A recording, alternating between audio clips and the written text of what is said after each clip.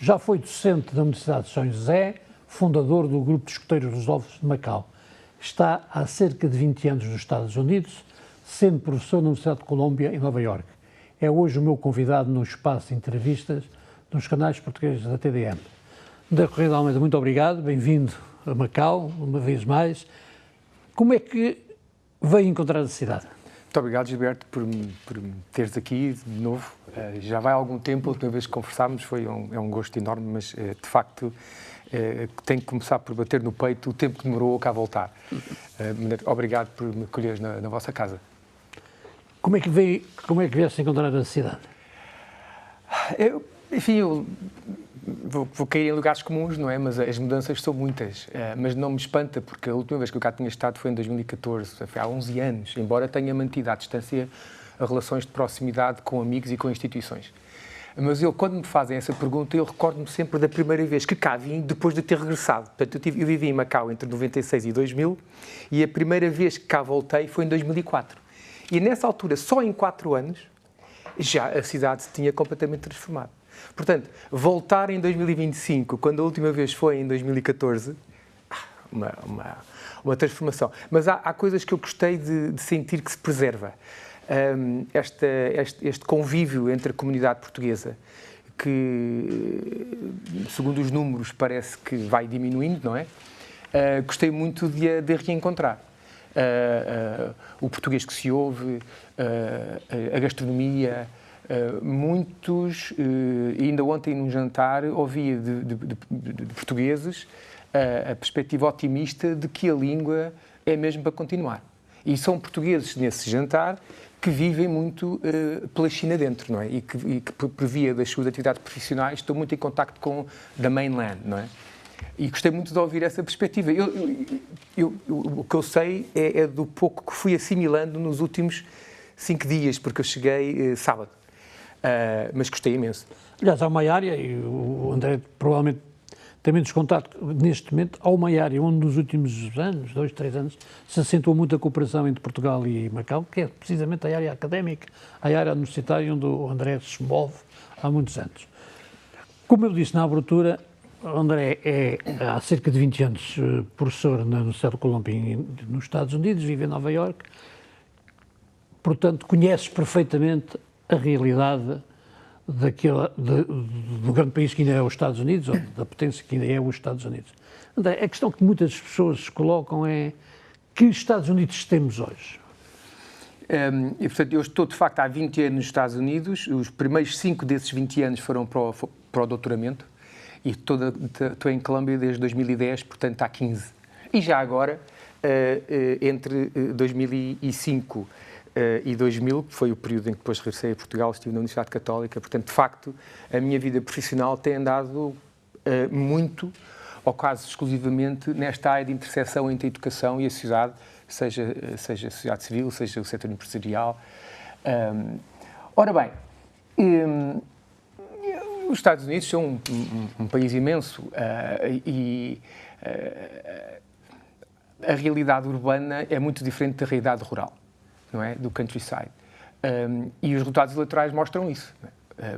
Mas essa tensão entre o mundo urbano das grandes cidades, tipicamente democratas, a votar no Partido Democrático, e o mundo não das grandes cidades, a votar maioritariamente republicano, Partido Republicano, acontece por uma certa sobranceria e uma certa arrogância do eleitorado democrático que não sai para votar.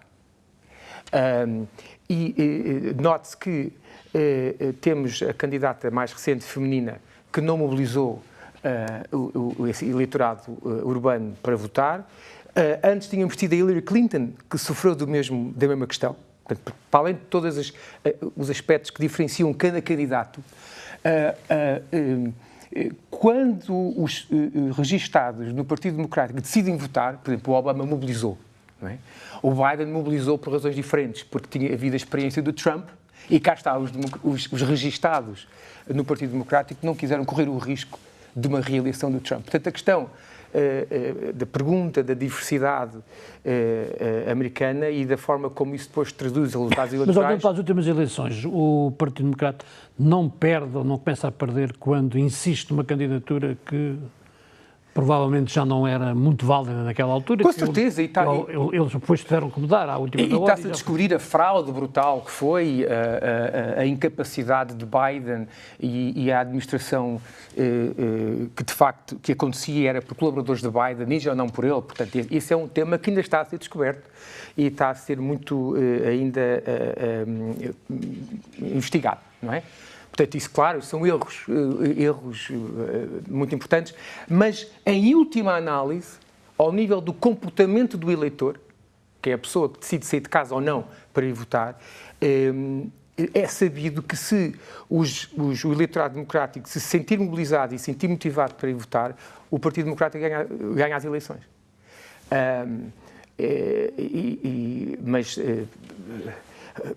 Porque o que acontece é que depois temos um partido republicano com um eleitorado muito mais motivado, historicamente. Portanto, a percentagem de eleitorado republicano que não vota é mais pequena, muito mais pequena, que a percentagem do eleitorado democrático que se abstém. Mas as vitórias de Trump são as vitórias do partido ou são, sobretudo, as vitórias dele próprio? Apesar de ser uma figura controversa... A vitória do Trump, no seguimento do que eu estou a dizer, resulta porque aqueles que podiam votar no Partido Democrático, portanto, não sei se as pessoas estão familiarizadas, mas nos Estados Unidos as pessoas estão, de uma forma geral, já pré-registadas nos destes dois partidos, não é? E depois há como é que eu ia dizer, não falta agora a expressão em português, os independentes, muito pequenina, essa percentagem. Portanto, sabe-se qual é a dimensão de cada eleitorado. Agora, não quer dizer que não haja depois, obviamente, o democrático que resolva votar noutro candidato, mas o ponto de partida está mapeado. Eu acho que, tal como se viu no caso de Biden, em que o Trump era o mesmo e perdeu, acho que isso é uma boa evidência para substanciar a ideia de que se o eleitorado democrata vir a votar, ganha as eleições. Portanto, eu acho que é mais ganhou porque quem podia ter derrotado ficou em casa. Quem o podia ter derrotado ficou em casa. Então, mas André, mas isso não é tirar mérito à capacidade do Trump mobilizar o seu eleitorado? Não. Porque ele em 2020 perdeu. Precisamente porque o eleitorado democrático não quis correr o risco de uma segunda... Mas há nos Estados Unidos também um fenómeno que vai acontecer em muitos países, de algum descontentamento, A desigualdade, claramente. Portanto, a desigualdade, que é uma realidade em grande medida criada por um desequilíbrio das regras de mercado e do liberalismo e do neoliberalismo, não é? E, portanto, isso verifica-se em todo o mundo. E depois, enfim, não sei quanto tempo é que temos para explorar esse tema, mas a questão é que depois os desenvolvimentos tecnológicos agudam ou alargam essa decalagem, essa distância entre uma percentagem cada vez menor dos mais ricos e uma percentagem cada vez maior daqueles que estão à distância dessa riqueza. Primeiro efeito. E o segundo efeito, a própria classe média depois se diferencia. Não é?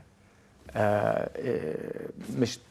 Eu pergunto, porque os Estados Unidos, apesar de tudo, são um país muito desigual. De um lado, zonas muito ricas. Mesmo em Nova Iorque, onde eu vivo, nem é no estado de Nova Iorque, na cidade de Nova Iorque, onde eu vivo, temos os distritos mais ricos do mundo, em termos de GDP, na zona de Wall Street, enfim, outros à volta, e depois tens os bairros mais pobres do país, no Bronx, que é uma das regiões da cidade de Nova Iorque, um dos espaços, um dos boroughs da cidade de Nova Iorque. Portanto, não é preciso fazer grandes comparações intercontinentais para falarmos de questões de desigualdade. Basta ir àquilo que... eu dou o exemplo de Nova Iorque porque é onde eu vivo, mas isto é um fenómeno que acontece nas grandes cidades. Desde a Revolução Industrial que as cidades continuam a ganhar uma sobre... E nestes primeiros meses do segundo mandato do atual Presidente, como é que é a reação, digamos, do cidadão comum norte-americano? Digamos que algumas medidas são muito contestadas, eu diria, em todo o mundo, mas como é que o cidadão comum reage? Eu acho que a novela Trump-Elon Musk, acho que é um bom exemplo para ilustrar aquilo que eu acho que está a acontecer. E para se ter algum conforto intelectual em termos de reflexão sobre o que está a acontecer nos Estados Unidos, este exemplo é bom porque demonstra que temos que fazer aqui uma distinção entre o curto prazo, e o curto prazo para efeitos desta conversa é entre 2024 e 2026, depois um médio prazo, de 2026 porque é quando torna a haver eleições, não é? As eleições estaduais, não é? E depois, entre 2026 e 2028, que é a parte final, a segunda metade do mandato de Trump, e depois um segundo momento, que é de 2028 para a frente.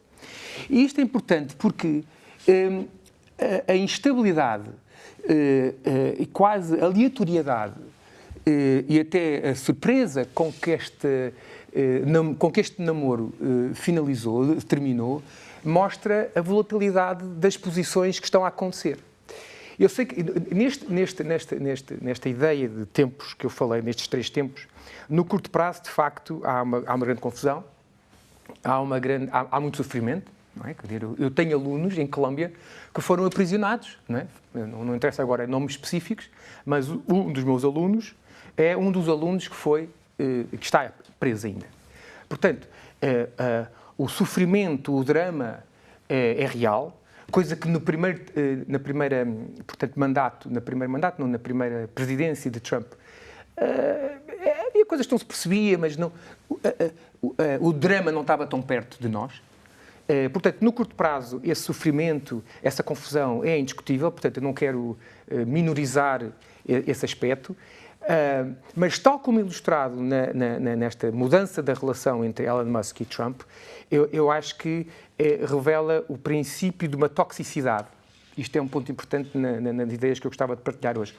Um aumentar da toxicidade do Trump dentro do seu espaço, da sua bolha, que eu estou muito convencido que em 2026 vamos ver o resultado disso com um mau resultado. Vamos ver o resultado dessa toxicidade com um mau resultado dos candidatos.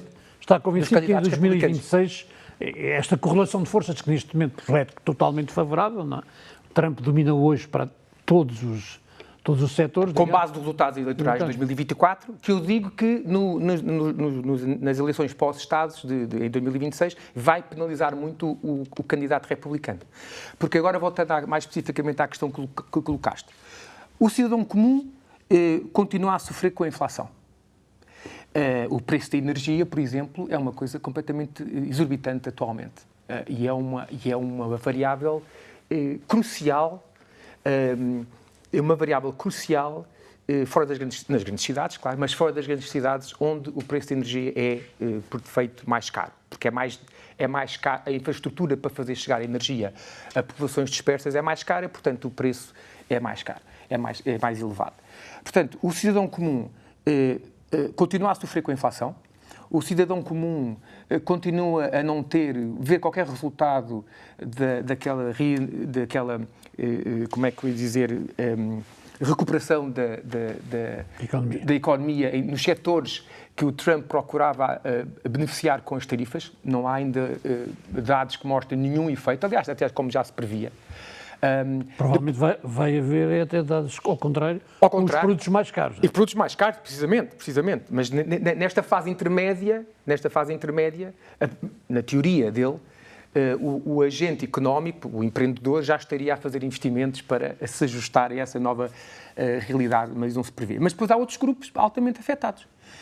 Os advogados, a academia, os estabelecimentos de ensino. Muito se tem escrito e falado sobre Harvard e Columbia University e outras, mas, portanto, há mesmo o perigo dos docentes, dos investigadores acabarem por sair? Absolutamente. Eu tenho dezenas de colegas meus que perderam o emprego do dia para a noite, ou da noite para o dia. Portanto, depende de como é que as posições são financiadas. De uma forma geral, os nossos cargos, os nossos postos de trabalho são financiados de duas formas. Ou por fundos de investigação, ou por propinas que os alunos pagam, não é? No meu caso, por exemplo, é, sobretudo, propinas, exclusivamente propinas que os alunos pagam. Portanto, se o meu programa for bom, se atrair alunos portanto, o meu posto de trabalho não está em questão. Mas, se os postos de trabalho têm a ver com a investigação na área da saúde, investigação na área da aeroespacial, investigação na área da educação, financiado por fundos federais... Foi isso que ele cortou. Foi o que ele cortou. Logo, em março, portanto, o Mahmoud Khalil é preso num sábado, eu acho que foi 9 de março. A 7 de março há 800 milhões de fundos que foram cortados. Na segunda-feira, já há colegas que não foram trabalhar. Portanto, essa é a realidade. Tem a ver com o que eu disse há bocadinho. Que entre 2016 e 2020, estas loucuras eram, sobretudo, loucuras retóricas que não se fazia muito chegar à vida de uma forma geral. Houve quem sofresse, lembramos das histórias perfeitamente dramáticas das famílias que foram separadas durante esse período. Portanto, eu nunca nego o sofrimento que esta aleatoriedade causa. Mas desta vez, toda a gente pode ser, de um dia para o outro, afetada. Eu, por exemplo, que sou uma pessoa completamente descontraída em muitas destas matérias, em março estive em Portugal, quando regressei a Nova Iorque, tive uma semana a fazer trabalho de campo com os meus alunos, quando regressei a Nova Iorque tive a preocupação de ir às minhas redes sociais e aos meus WhatsApp ver se havia alguma coisa que eu devia apagar, porque, claro, que há muito diálogo sobre as condições dos Estados Unidos e a administração. Portanto, a internalização das ameaças que uma administração deste tipo traz a toda a gente são reais. São reais. E é tudo isto que eu acho que vai penalizar que vai penalizar os candidatos republicanos já no próximo ano. E depois vamos chegar a 28. E em 28 há quem afirme que, por exemplo, o atual vice-presidente até podia ser mais complexo. Não tem a mesma capacidade mobilizadora do Trump e não constitui o mesmo tipo de ameaça que o Trump atualmente constitui para os seus colegas republicanos. E aos poucos já se vai sentindo cada vez mais, mas muito devagarinho. Eu acho que o caso do Elon Musk vai ajudar a um sair da toca de políticos republicanos mais desalinhados com este tipo de... Trump corre o risco de ficar isolado? Terá sempre os seus colaboradores mais diretos? A sua bolha existirá sempre e os contratos e os acordos eminentemente corruptos que vêm acontecendo acabará sempre por manter ali uma bolha à volta dele. Mas, sob o ponto de vista político, eu acho que, é importante talvez fazer este footnote, é fácil criarmos aqui alguns cenários, porque como não há nenhuma teoria, como não se reconhece nenhuma teoria que suporte as ideias que o Trump está a desenvolver, portanto, podia-se discordar completamente de algumas medidas dele, mas saber-se que há um resultado final esperado, não é? Portanto, como andamos aqui todos a tentar perceber o que se passa na cabeça... Porque ele nas tarifas, esta semana já voltou a ideia de que já há mais o acordo com a China, vamos ver se ele se mantém. Nas tarifas agora também já diz que talvez já não interesse fomentar a paz entre a Ucrânia e a Rússia, porque talvez o melhor seja deixá-los lutar mais um pouco. Depois, quer dizer... Quando eu digo que o Trump é irrelevante, e eu disse isso logo em relação aos resultados eleitorais, uma cadeia de televisão, um canal de televisão nacional em Portugal, que ia ser relevante, as pessoas não perceberam que eu queria dizer isso, porque com tanta coisa a acontecer, como é que é possível alguém, dizer-se que ia ser inconsequente. A expressão que eu utilizei foi inconsequente. Não nego, mais uma vez, o sofrimento que esta aleatoriedade e esta falta de senso traz, mas em 2028, se a minha teoria, enfim, estiver correta, ainda antes disso. Porque... Na verdade, há aqui efeitos que ele já provocou. Estes primeiros meses vão ter consequências complicadas para o mundo? Ou já Não sei. Vão ter consequências muito grandes para o cidadão A, B, C e D que é expulso do país, que se vê privado de estar com a família, que estava a estudar e foi recambiado para onde estava. Enfim, há um sofrimento, mas em termos de alterações institucionais, tenho muitas dúvidas, com toda a franqueza, que num cenário pós-2028, com uma nova administração, tenho muitas dúvidas que tudo não vá ser reconstituído. E do outro lado, já há... Mas atenção, é uma oportunidade muito interessante, porque esta ideia de desmembrar o sistema não é uma ideia que não tenha mérito, que não deixe de ter mérito. E para ser intelectualmente justo, temos que, na nossa conversa, distinguir objetivos objetivos, por um lado, da forma de os alcançar por outros. A ideia de reduzir o Estado, a ideia de definir políticas de imigração mais racionais, aliás, até tal como se passa agora em Portugal, não é? A ideia de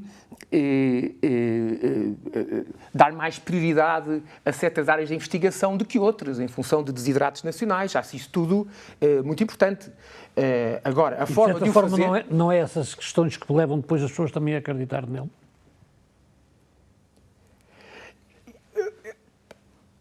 Ao nível da retórica e do objetivo, sim.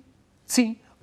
É o próprio Trump que diz que ganhou quando fez o enfoque da sua, portanto, candidatura na questão do o preço das compras. Os groceries.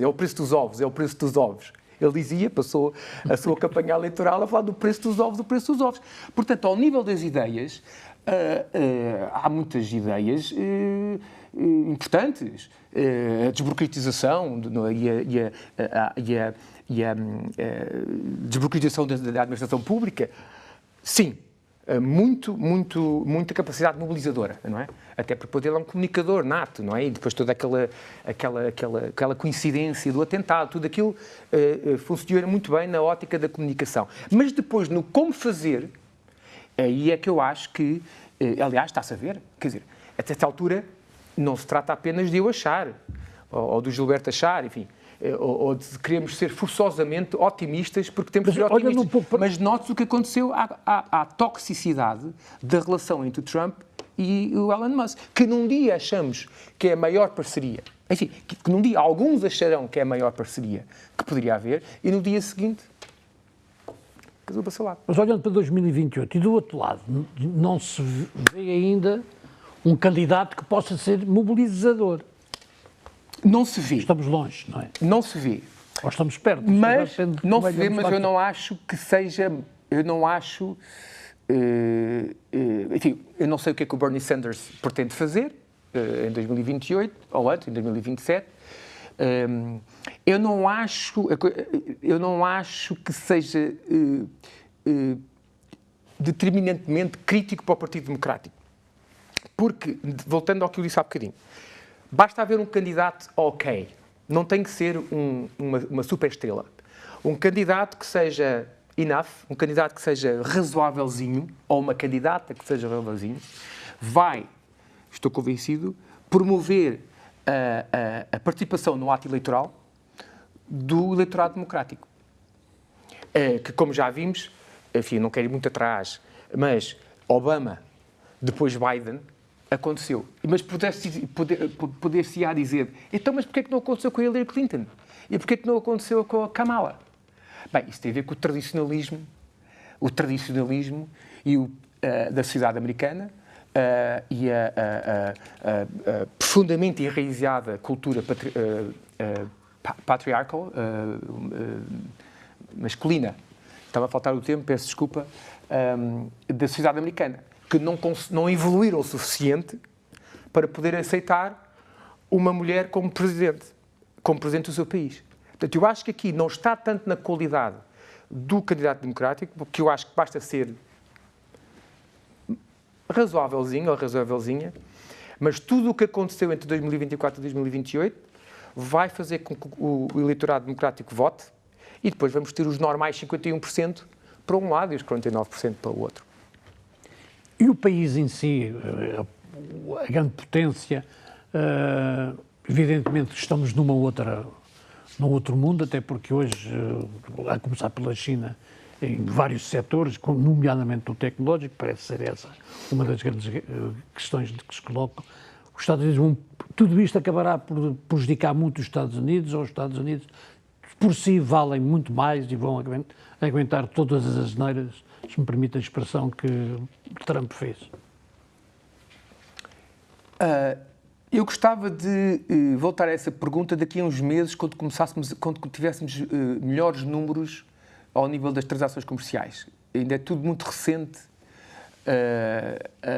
Por exemplo, num evento esta semana, ouvi um responsável de uma empresa da IT em Macau dizer que querem descontinuar qualquer relação com a Microsoft. Se isto para dar um exemplo de uma grande empresa americana, não é? Se este sentimento se expandir, eu acho que os resultados, e como eu disse, só daqui a uns meses é que vamos ter dados para ver isso, é que vamos poder aferir do impacto. Mas eu acho que não. Eu acho que o interesse do empreendedor, a vantagem dos negócios que já existiam entre China e Estados Unidos em China, se vão superiorizar a esta volatilidade de curto prazo. Eu acho que 2026 vai ser mesmo muito importante para ver como é que o eleitorado reage a tudo isto. Porque vai ser mesmo um barómetro, não é? Porque são 2 anos de administração Trump, em que as perguntas, e tu fizeste uma pergunta que acho que é a pergunta mais importante, é como é que o cidadão normal está a viver isto? Aí é que vamos ver, no ato eleitoral, como é que as coisas se comportam. Mas o ritmo de expansão tecnológica, a importância dos mercados estarem integrados, as lições que nós sabemos do que é que acontece quando o protecionismo é exacerbado, com perdas para todos. Reforça a minha profunda convicção de que depois desta crise de curto prazo, eu diria até que haverá uma oportunidade de melhorar ainda melhor as relações comerciais. Porque é quase como naquele período aqueles períodos em que nós pessoalmente, quando temos faltas de saúde, né? Temos uma mazela de saúde, e nesse período de sentir, que importante é que é André, termos saúde. Isto é também uma oportunidade para a Europa, para o relacionamento, ou para um outro relacionamento. A Europa deverá ter, ou vai ter que ter no futuro, um novo relacionamento, um relacionamento diferente com os Estados Unidos. Eu acho que a Europa vai ter que ter um relacionamento diferente interno. Há ameaças do lado oeste, a nova realidade americana, e há ameaças do lado este, a Rússia e tudo o que desse conflito decorre. Eu gostava que fosse uma grande oportunidade para as elites políticas europeias repensarem a União Europeia, mas tenho muitas dúvidas, eu tenho mais dúvidas sobre a capacidade da União Europeia se reorganizar do que dúvidas sobre a questão transitória do fenómeno Trump. Porque os problemas domésticos em cada... Perdão. Os problemas domésticos que quase todos os países na União Europeia enfrentam são tais que eu não sei se vai haver a banda larga para se pensar coletivamente. Numa altura que as agendas nacionalistas estão a aumentar, não é? Portanto, tenho dúvidas. Mas a oportunidade do seu ponto de vista histórico, é excelente, porque nós sabemos o quê? Nós sabemos que desde milenar, de que quando há um inimigo comum, as forças domésticas, as forças internas se mobilizam. Mas vamos ter uma nova ordem. Aqui eu falo que tudo isto acabará por obrigar uma nova ordem mundial. Mas não acho que não resulte de nenhum evento que esteja a acontecer nos últimos 2, 3, 4, 5 anos. Eu acho que a nova ordem mundial resulta do crescimento brutal da China. E se acha que a Rússia vai ser um terceiro vértice deste triângulo, eu gostava que sim. Eu gostava que o mundo não fosse bipolar. Eu gostava que a Rússia, num cenário, por exemplo, termina o conflito militar e há uma aliança global para reintegração e reordenamento daquele espaço ex-União Soviética. Eu gostava que isso... Acho que a oportunidade existe. Mas vejo com maior probabilidade o mundo bipolar com uma Rússia a perder influência. Que era uma coisa que todos nós pensávamos que ia ser o oposto depois da queda do Muro de Berlim, não é? Houve aí alguns anos ainda de esperança que não aconteceu depois. Muito por culpa do Ocidente. E que papel para a China no futuro? Cada vez maior, cada vez maior.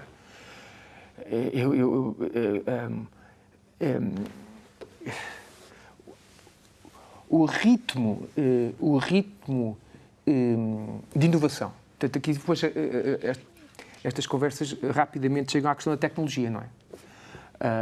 Porque a tecnologia depois, e o ritmo com que a tecnologia se desenvolve, depois dificulta muito o nosso pensamento sobre a realidade de cada dia. Não é? Porque as notícias e a informação e os dados que circulam a cada momento do tempo, por causa das capacidades que as novas tecnologias permitem, dificultam a nossa capacidade de gerir essa informação. Portanto, eu estou convencido que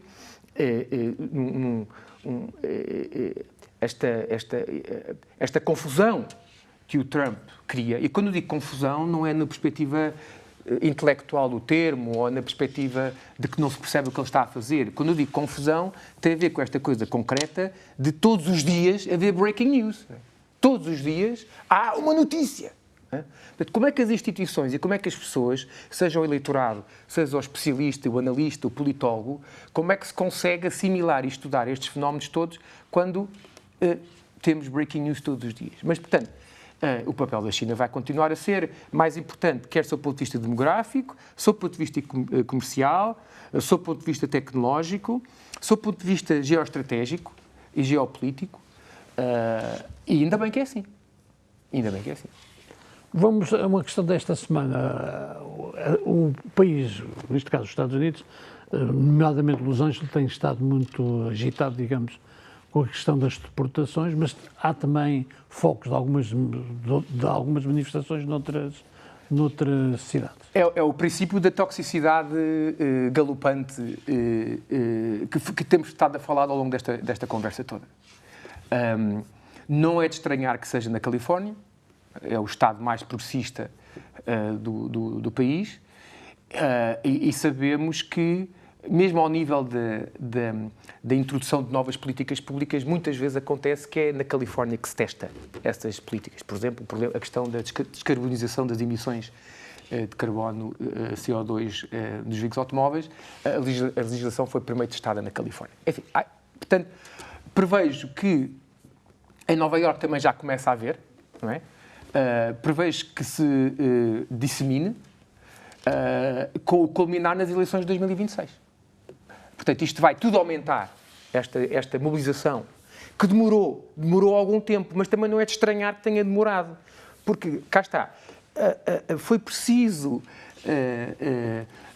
os grupos, a sociedade civil, as pessoas com maior capacidade mobilizadora de se reorganizarem, foi preciso tempo de se organizarem, portanto, estamos nisto há 6 meses, não é? Há 6 meses, desde que a administração tomou posse. Portanto, não é de estranhar que tenha demorado algum tempo. O mesmo aconteceu com as universidades, por exemplo. Houve ali um período de 1 mês e meio em que as universidades nada reagiram aos cortes que Trump começou a ameaçar, não é? a minha própria universidade teve sempre muito... Portanto, o André está convencido que 2026 vai marcar uma nova era. Eu estou convencido que 2026 vai ser um momento importantíssimo para voltarmos a ter estas conversas, porque já não é o acho, já não é a minha opinião, eu acho que isto e aquilo, eu penso disto, não. Em 2026 vamos ter dados concretos sobre o comportamento do eleitor. Vamos ter dados concretos sobre como a pessoa, todos iguais, uma pessoa, um voto, reage àquilo que tem sido estes 2 anos. Agora, cenário, para mim, mais provável é uma penalização dos candidatos republicanos e se assim for, então neste segundo período, 2026-2028, vamos ter um Trump cada vez mais sozinho, cada vez mais só. Não acredita que Trump resista à votação de 2026? Não acredito. Cá está, seria mais fácil fazer prognósticos depois do jogo. Mas eu prefiro fazer prognósticos, enfim, devidamente balizados antes do jogo terminar. E antes do jogo terminar, eu digo que, daquilo que é o meu entendimento e a minha leitura, tudo isto vai penalizar o resultado eleitoral dos candidatos republicanos em 2026. Vamos agora ao outro tema. É fundador de uma ONG que trabalha numa área que atinge todos os países, a corrupção. Este é um problema, digamos, eu diria mundial. Nos países piores do que outros, sim, mas não deixa de atingir todos. É o problema da corrupção, o problema da falta de integridade, é verdade. Criei em 2021, chama-se All for Integrity, nasceu em Portugal, em Lisboa, mas atualmente tem programas internacionalizados por todos os 4 dos 5 continentes, nomeadamente o Programa Escolar de Literacia Anticorrupção, entre outras iniciativas que envolvem também questões relacionadas com tecnologia e dados para a integridade, transparência.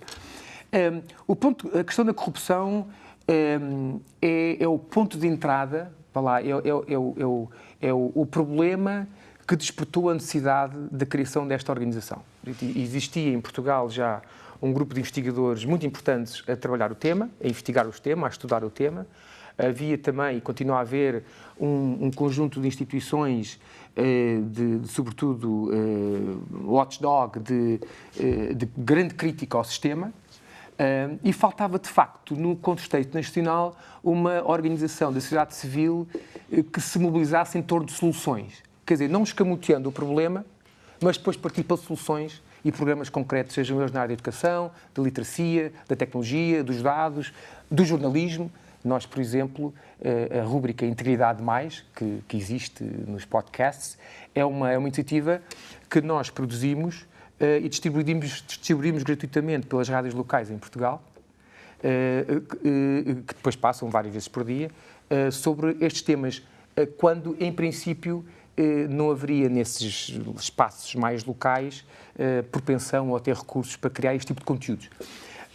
Mas podemos dizer que ao contrário do que seria desejável, a corrupção tem crescido e não diminuído? Deixa-me pegar pelo lado positivo. Eu acho que há uma necessidade cada vez maior de transparência na gestão pública.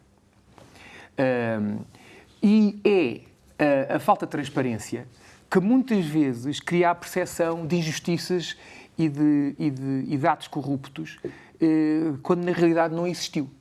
Pode ter havido falta de transparência, pode ter havido falta de ética, pode ter havido, mas sobretudo resulta de não se poder acompanhar o ato público tal como ele deveria ser acompanhado. Eu gosto sempre de dar este exemplo, se permitires. Existe um site, um portal de contratação pública em Portugal, que é o base.gov.pt. Portanto, é um portal onde estão todos os contratos estabelecidos entre entidades públicas e o privado, em que se sabe quem ganhou o contrato, o montante, para que é que foi, quem é que se candidatou, etc. O que é que falta nesta base de dados? O nome do beneficiário final. De que interessa? Haver 4 ou 5 empresas diferentes que ganhem um certo tipo de contratos, que seria indiciador de transparência e de justiça. Há 4 ou 5 empresas a ganhar. Se o beneficiário final mas é o mesmo. Mas essa falta de integridade... Mas só para dizer o seguinte, é que estes dados do beneficiário final existem noutra base de dados. gerida por outro Ministério. Um é o Ministério da Justiça, o outro é o Ministério da Economia. O que é que eu quero dizer com isto? Eu quero dizer com isto que há oportunidades de inovação para a transparência muito importantes. E a razão por que eu criei a All for Integrity foi para criar este movimento positivo de push. Quando chegamos aos votos, e não falando no caso mais recente, que há algumas dúvidas, mas não há, por enquanto, nenhum caso de corrupção, mas há outros casos, por exemplo, ao nível das autarquias, já tivemos alguns autarcas que foram condenados e que depois conseguem voltar com mais força. O eleitor castiga ou ainda não castiga essas questões? Bem, tal como ilustrado pelo caso que avançaste, não castiga. Para já é preciso dizer que depois de cumprir prisão, o cidadão está redimido. Portanto, é preciso esclarecer que a pessoa em questão foi condenada, cumpriu a sua pena e, no final da pena, recupera todos os seus direitos como cidadão e, portanto, pode-se candidatar e tem todo o direito de se candidatar. Agora, o que é de estranhar é depois votar-se nessas pessoas. E isso tem a ver com, aqui, eu corro o risco de ser o arrogante imigrante, não é? Tem a ver com os baixos graus de exigência da sociedade portuguesa.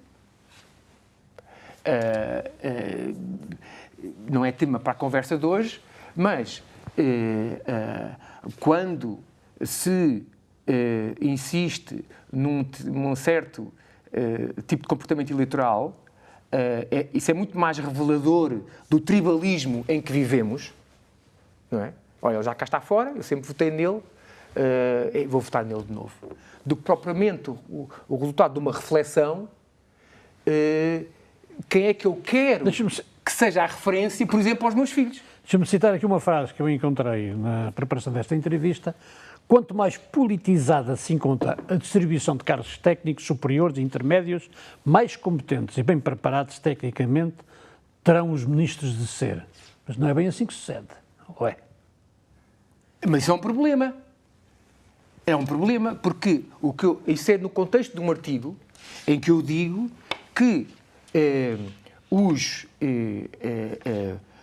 grande parte das nomeações políticas não o deveriam ser nomeações com base em critérios técnicos e de competência, seja na educação, seja nas obras públicas, seja, enfim, nas infraestruturas, seja. Portanto, como não há esse investimento ao nível técnico, porque a nomeação é política, vai-se exigir muito mais do ministro sob o ponto de vista técnico. Porque o ministro não tem que saber de tudo. Aliás, o ministro devia se rodear de especialistas nas diferentes matérias. Portanto, esse excerto resulta de um contexto em que, como a administração pública está tão politizada, o mosaico é mais de influências e de relações de proximidade do que um mosaico assente nas competências necessárias para cada um. E note-se, depois, todos estes, quer dizer, talvez todos os dias seja demasiado, mas seguramente todas as semanas há um caso, um casinho, um casão de relações de promiscuidade. Porquê? Porque as nomeações acontecem por proximidade afetiva, familiar, e não por uma neutralidade que se sentaria muito mais em competências técnicas. O escrutínio, como é evidente, deve ser feito, mas há quem também olhe hoje em Portugal, para os cargos políticos e públicos, dizendo que o escrutínio é tão grande, com as redes sociais, com a comunicação social, que acaba um pouco por afastar os melhores.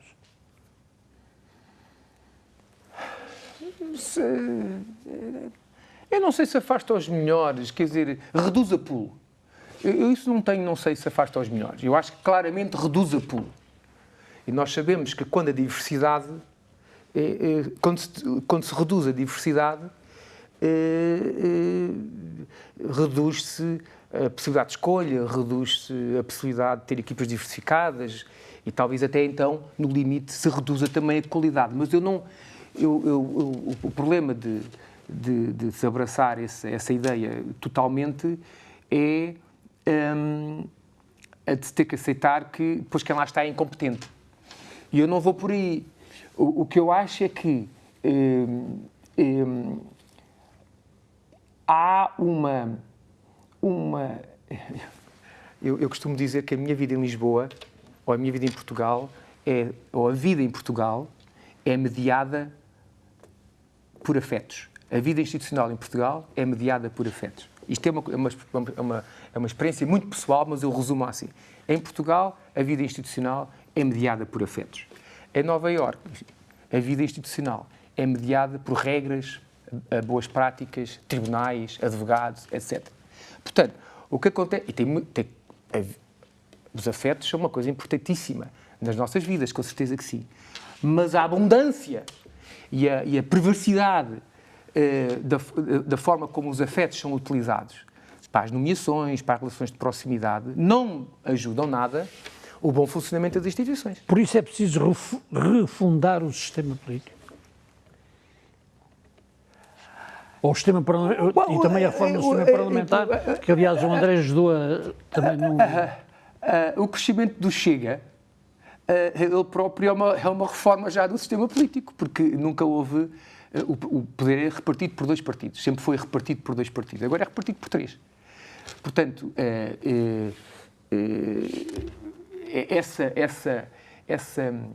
essa reinvenção do sistema está a acontecer. Eu não estou a dizer se é para melhor, se é para pior. Está a acontecer. E esta realidade, porque há quem põe essa questão, mas já se colocou a quem dizia que o Chega não ia crescer e depois cresceu, veio para ficar, ou pode não ter vindo para ficar e... O Chega vai continuar a crescer. Olha o que foi feito logo no primeiro dia da nova legislatura. Boicotaram, e atenção, que aqui não estou a revelar nenhuma preferência pelo partido A nem pelo partido B, só factos. No primeiro dia boicotaram a candidatura do candidato do Chega para a vice-presidência da Assembleia da República. Portanto, continua-se a dar, como é que se vai dizer, a dar energia a um partido que sai daquela bolha PS-PSD. Agora, mas se eu percebi bem, mais especificamente, cada vez que há um partido, cada vez que há uma eleição, nós ficamos todos cheios de esperança que qualquer coisa de novo vai acontecer. Mas continuamos sem modificações da lei eleitoral. Portanto, os cidadãos continuam a não poder votar em quem eles quiserem, na pessoa específica. Para as presidenciais podemos, para as legislativas não podemos. A justiça continua sem reforma, portanto, só para pegarem exemplos mais conhecidos, há alguns crimes de um ex-primeiro-ministro continuam a prescrever. Portanto, é preciso. Vai acontecer? Vamos ver. O André é um imigrante, digamos assim, ou vive fora do país e tivemos eleições recentes. Isto leva-me um pouco também aqui à questão de como é que como nós, que vivemos fora do país, estamos ou não estamos, ou podemos estar ou não representados, por exemplo, na Assembleia da República. Isso é uma grande questão. Desde logo o sistema de votação para os imigrantes continua a ser o que é e depois eleger 4 deputados, provavelmente, para 1.200.000, se não me engano, que era o que os eleitores estavam em condições de votar este ano, não faz muito sentido. Pois, eu há bocado ia voltar à questão do... quer dizer, num livro que fizeste referência, que se chama Reforma do Sistema Parlamentar, Instrumentos e Análises para um Diálogo Urgente, sempre esta ideia dos instrumentos, o lado prático e os diálogos que têm que ser desenvolvidos para se chegarem, enfim, às reformas que são necessárias. Eu falo muito do imobilismo, o imobilismo intrínseco ao legislador nacional. Se nós formos ver, portanto, Portugal perdeu a soberania 3 vezes, desde 1974, não é? A elite política não gosta de falar disto, mas falamos que ao longo da história perdemos a independência, enfim, pelo menos uma vez, por 3 vezes já, desde 1984, perdemos a independência. Quando eu digo perdemos a independência, quer dizer que fomos geridos por regras que vinham de outro reino, não é? Mas a boa notícia dessa perda de independência é que houve grandes estímulos, grandes ímpetos para a inovação, para a mudança, para a reforma, seja para equilibrar as contas públicas, seja para reduzir a administração pública. Portanto, o meu pessimismo, repara que em relação ao problema americano, o meu otimismo é muito maior. O meu pessimismo em relação ao caso nacional é porque, historicamente, as grandes mudanças aconteceram quando houve ímpeto, quando houve exigência do exterior. O que é uma coisa que para mim é inaceitável, porque nós, obviamente, temos génios, temos pessoas altamente capazes em Portugal, nas diferentes áreas. Uma sociedade justa, economicamente desenvolvida e cultura de integridade, Portugal está longe disto. Estamos longe. Não é o único caso. Estamos longe. Mas há muitas ferramentas. Se houvesse vontade política, há coisas que nós não conseguimos fazer. Por exemplo, não conseguimos pôr um ser humano em Marte. Não se pode exigir ao governo português, seja qual for, pôr um ser humano em Marte. Não sabemos. Não se pode exigir a um primeiro-ministro português a cura de todas as formas de cancro. Não sabemos como é que isso acontece. Mas há coisas que nós sabemos como é que pode acontecer. Nós sabemos como aumentar a participação eleitoral, nós sabemos como reformar um sistema de justiça. E se não soubéssemos, quer dizer, repara bem, neste cenário completamente fictício de nós internamente não sabermos, temos as boas práticas internacionais e podíamos adaptar. Aliás, a nossa Constituição vem de uma boa prática internacional. Portanto, a questão que é como cidadão, como português, para mim é absolutamente dramático, é como é que não se consegue utilizar o gênio nacional para fazer as reformas que toda a gente diz que são necessárias fazer. É que há coisas que até se pode dizer, bem, a democracia é assim, 51% não quer, mesmo que 49% queira, mas questões de educação, questões de saúde. Se é verdade todos querem. Que Portugal nunca conheceu e teve uma classe jovem tão bem preparada como agora, isso é evidente, mas há de facto depois o problema de que a maior parte desses jovens acabam por sair do país. Porque os partidos estão profundamente capturados pelas suas estruturas locais e que depois influenciam quem vai para as listas. Por isso é que era muito importante poder-se permitir ao eleitor votar na pessoa concreta e não votar naquilo que é uma imposição. Portanto, é-nos imposta uma lista de pessoas. Antigamente era o rei que se impunha ao próprio, não é? Nem havia eleições. Em sistemas mais avançados de ditadura, o ditador abre um período eleitoral, mas ele é o único candidato. Conceptualmente, o atual modelo eleitoral em Portugal não é muito diferente de uma certa forma de ditadura. Isto é, um cartel de partidos, um cartel de instituições, perdão, e a Constituição define que os partidos é que têm a representatividade política. Não tinha que ser assim. Ao nível local já não é assim. Já se podem candidatar pessoas fora dos partidos e independentes. Mas é um cartel, um oligopólio,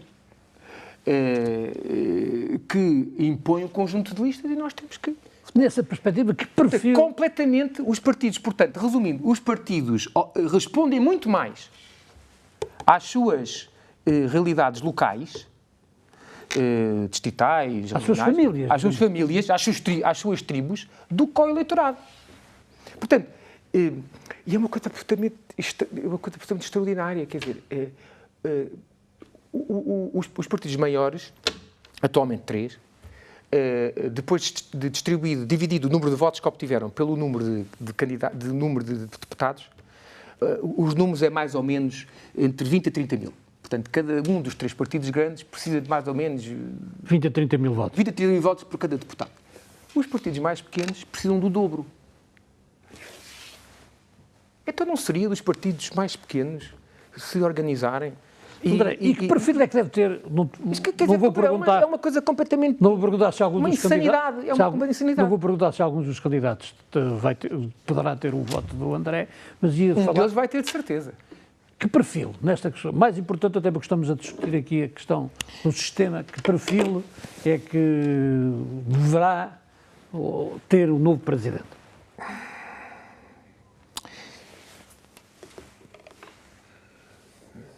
Eu acho que o aspecto mais importante do perfil era quanto menos alinhado com o sistema, quanto menos comprometido, quanto menos afetividade, voltando aqui para fechar aqui alguns ângulos de conversa, quanto menor a afetividade, quanto menores os graus de afetividade do candidato com o sistema, com o status quo, historicamente, quanto menor essa relação, eu estou a utilizar a expressão afetividade para fazer a relação com a conversa anterior, quanto menor, melhor. Portanto, temos candidatos que não têm nenhuma experiência política, portanto, isso é o oposto, é, no fundo, o extremo desta minimização da afetividade com o sistema. Depois temos candidatos altamente representantes do sistema. E depois temos um candidato que saiu do sistema há algum tempo. E, portanto, temos este espectro. Mas, em termos de perfil ideal, depois é um bocadinho de ver afinar à esquerda ou à direita desse espectro. De uma forma geral, quanto menor o grau de relacionamento e de comprometimento com o estado das coisas, não é? As relações, os acordos, o que disse há 10 anos, o que disse há 15... Quanto menor essa relação, melhor. É o meu comentário, a minha resposta a essa pergunta. Agora, as pessoas percebam o que quiserem do que isto que eu estou a dizer. E depois há, claro, aspectos de detalhe das prioridades políticas. Mas porque estamos a falar da presidência, eu gostava de ter esta oportunidade para esclarecer aqui um equívoco brutal que existe. Precisamente este cartel PS-PSD que tem liderado durante... E atenção, eu falo assim nestes termos do PS e PSD, mas portanto, são partidos que, de uma forma geral, se enquadram, ambos, de uma forma geral, se enquadram na minha forma de ver, a forma de ver como o país se ia organizar. Portanto, eu falo deste cartel, mas não tenho nenhuma, distância radical de cada um deles, de qualquer um deles, portanto, estou à vontade para falar. Este cartel, seja pelo discurso político ao longo das décadas, seja pela forma como a comunicação social comunica, ou como a comunicação social os permite comunicar, faz-nos crer que o Presidente da República tem 2 poderes apenas. O poder de veto, que no limite até depois não o tem, se a Assembleia da República se repetir, mas pronto, demos desse poder. E o poder simbólico. O poder simbólico é o poder de dizer as coisas, de aparecer nos sítios e de defender uma certa agenda. Está completamente ausente deste mapa dos poderes do Presidente da República a ideia de que ele também tem possibilidade e capacidade de intervenção na administração. Que é uma coisa que as pessoas não sabem. Ora, a Constituição diz que o Presidente da República deve lesar pelo bom funcionamento, pelo normal funcionamento das instituições. Ok? E este normal funcionamento das instituições tem sido entendido como, bem, se abriu a porta às 9, se a porta abriu às 9, está a funcionar. Não, o Presidente da República poderia perfeitamente, em respeito desta linha da Constituição, dizer que não está garantido o regular funcionamento da instituição acontecer isto. E, portanto, como não está garantido o regular funcionamento das instituições, da instituição, podia ser a saúde, podia ser a justiça, tem que se providenciar para que funcione regularmente. Caso contrário, terei que dissolver a Assembleia da República. Portanto, há aqui um poder absolutamente central. Os presidentes perderam poder com a reforma, com a revisão de 82. Mas há aqui que eu gostava que os candidatos, e isto se puder falar com os candidatos que estejam a ver este programa, abracem esta ideia de que o regular funcionamento das instituições não é apenas o abrir a porta. E que os presidentes têm o poder... E a Constituição precisa de ser revista, não é preciso? Acho que é uma questão... não acho que seja o essencial. André, mesmo para terminar, porque hoje é dia 12 de junho, comemoram-se os 40 anos da adesão de Portugal àquilo que era a Comunidade Económica Europeia. 40 anos depois, o país é bastante diferente.